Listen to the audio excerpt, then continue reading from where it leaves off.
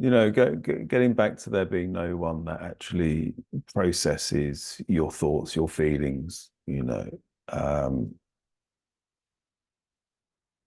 that's not to say that endeavoring to or being encouraged to work on your stuff, emotional outbursts or patterns of behavior that may seem destructive to yourself or others, it is good to look at that stuff, definitely. And when you've been doing that for a while, what usually happens is you get a much better sense of self, a much more stable sense of self, and within that stability, you can start to inquire, who am I? Before that, you've got to kind of, you've got to stabilize in a sense of self before you can inquire into what is the true self, you know. Um, and then there comes a time where you can actually start seeing um, that behind all of this is a much deeper essential nature, which has got nothing to do with the thought process, emotional process. Okay. All right. And up until then, with thought process, emotional process, there's a real sense of self where we develop self-awareness around our thought and emotional process. Now, self-awareness is not the same as essential nature awareness, you see. Essential nature awareness is the witness awareness. It's not even awareness, it's just an as is, you see. But when you begin to really inquire and you begin, and then this begins to awaken, this is noticed, this is one starts to remain as that. Then you enter into a different process regards your mental and emotional processing.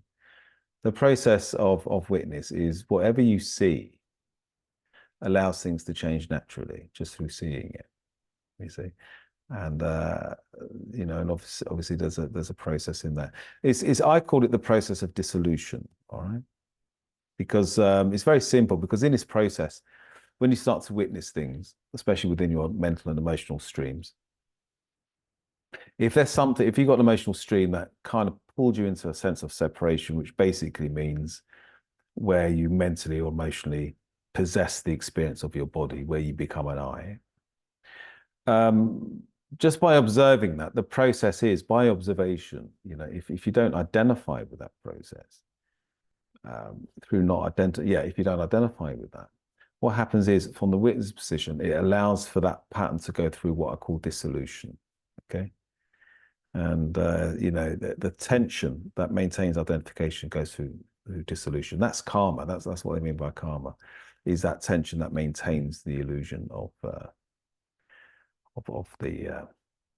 mind claiming doership.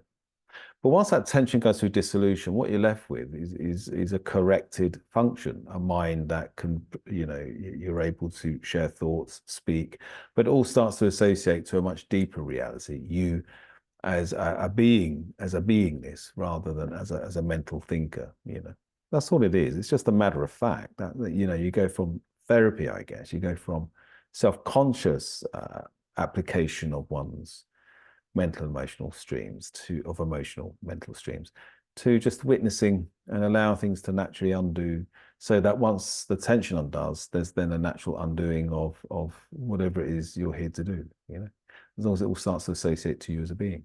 It's interesting, isn't it? I think so. Fascinating.